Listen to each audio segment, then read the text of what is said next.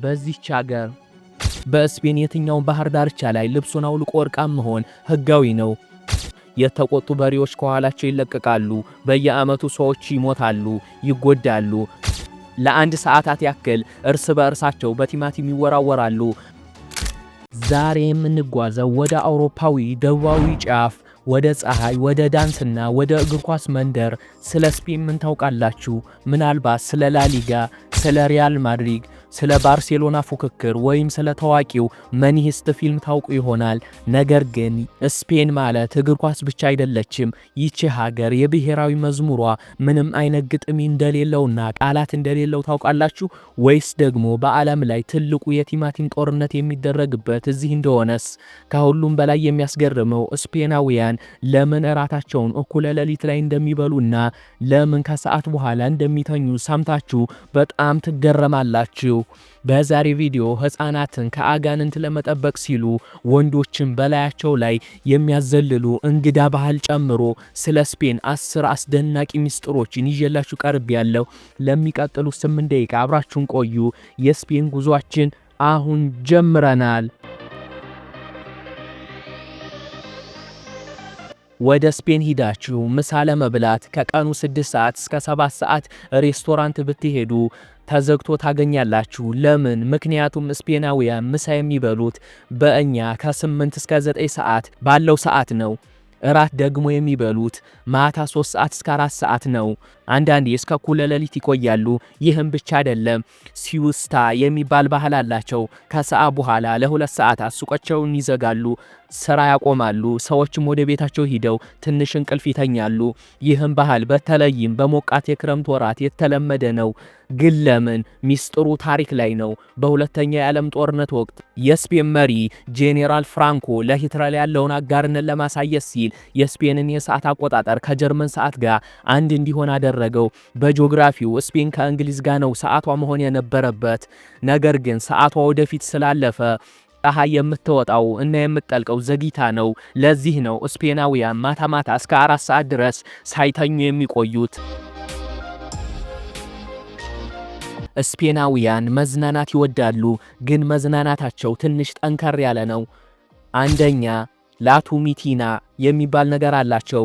በየዓመቱ ሰኔ ወር ላይ በሺዎች የሚቆጠሩ ሰዎች ቡኒዩል በምትባል ከተማ ይሰባሰቡና ለአንድ ሰዓታት ያክል እርስ በእርሳቸው በቲማቲም ይወራወራሉ። በዚህም ቀን ብቻ ከ150 ቶን በላይ ቲማቲም ይባክናል።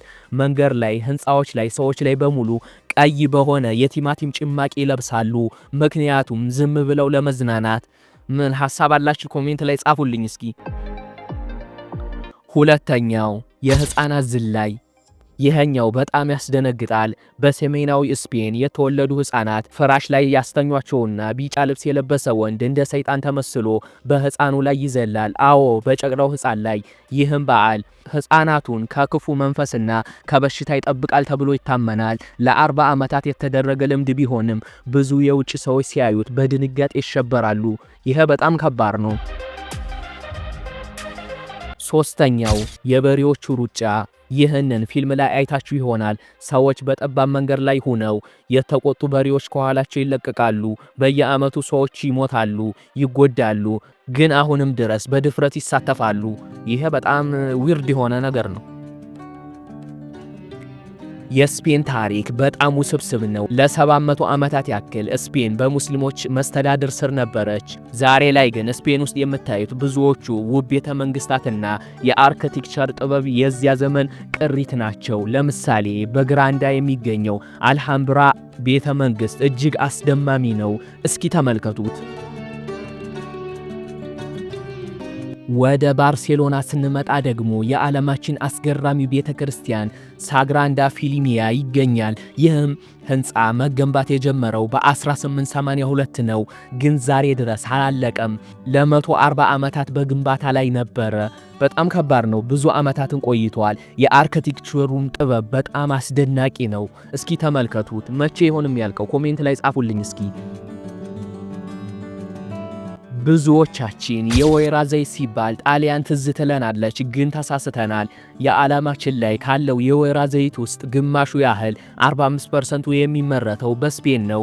ጣሊያኖች ራሱ ከስፔን ገዝተው በራሳቸው ጠርሙስ አድርገው ይሸጣሉ። ስለ ምግባቸው ካነሳን ስፔን ውስጥ ታፓስ የሚባል ባህል አላቸው። መጠጥ ቤት ገብታችሁ መጠጥ ስታዙ በነፃ አነስ ያለ ምግብ፣ ስጋ፣ አሳ ወይም አይብ ይሰጣችኋል። አንዳንድ ቦታ እራት መግዛት አይጠበቅባችሁም። መጠጥ እያዘዛችሁ በነፃ ታፕሳ ጠግባችሁ መውጣት ትችላላችሁ። እንዲሁም በዓለም ላይ እጅግ ጥንታዊና አሁንም የሚሰራው ሬስቶራንት የሚገኘው ማድሪድ ውስጥ ነው። ቦቲን ይባላል። የተከፈተውም በ1725 ዓመተ ምህረት ነው። አሁን ደግሞ እነዚህን ፈጠን ያሉ እውነታዎች ልንገራችሁ። አንደኛ፣ ግጥም የለሽ መዝሙር ስፔን የስፔን ብሔራዊ መዝሙር ማርቻርሊ ይባላል። አጣራሩን ከተሳሳትኩ ይቅርታ፣ ግን ምንም አይነት ግጥም የለውም። የስፔን ተጫዋቾች እግር ኳስ ላይ ሲሰለፉ መዝሙሩን አብረው የማይዘምሩ ለዚህ ነው። ዝም ብለው ሙዚቃውን ያዳምጣሉ። ሁለተኛው፣ እርቃን መሄድ ህጋዊ ነው። በስፔን የትኛውን ባህር ዳርቻ ላይ ልብሱን አውልቆ እርቃን መሆን ህጋዊ ነው። ማንም ተው አይላችሁም። በጣም ከባድ ነው ይሄ። ሶስተኛው፣ የመጀመሪያው ልብ ወለድ የዓለማችን የመጀመሪያው ዘመናዊ ልብ ወለድ መጽሐፍ የተጻፈው በስፔናዊ ሚጌል ነው። ስፔን በእግር ኳስ ሜዳ ብቻ ሳይሆን ባህሏ፣ ታሪኳና በእብድ ልምዶቿ የምትታወቅ አስደናቂ ሀገር ናት። ፀሐይማ የባህር ዳርቻዎች፣ ጣፋጭ ምግቦችና ዘና ያሉ የአኗኗር ዘይቤዎች በዓለም ላይ በቱሪዝም ከፈረንሳይ ቀጥላ ሁለተኛ አድርጓታል። ታዲያ እናንተስ በቲማቲም ጦርነት መሳተፍ ትፈልጋላችሁ ወይስ የ4 ሰዓታቱን ራት ተከትሎ ከሰዓት መተኛት ትመርጣላችሁ? በተለይ ስለ ህፃናቱ በዓል ምን ተሰማችሁ? አስተያየታችሁን ኮሜንት ላይ አስቀምጡልኝ። ቪዲዮ ከተመቻችሁ ላይክ ማድረግ እንዳረሱ። ለቻናሉ አዲስ ከሆናችሁ ሰብስክራይብ በማድረግ ቤተሰብ ይሁኑ። በሌላ አስገራሚ ሀገር ጉዞ እስክንገናኝ ድረስ ይመቻችሁ። ግን ቆይ ማስተካከል ያልተመቻችሁ ካላችሁ ማስተካከል ያለብኝ ነገር ካለ ሐሳባችሁን ኮሜንት ላይ ጻፉልኝ። እኔ ለመቀበል ወደ ኋላ አልልም። ይመቻችሁ።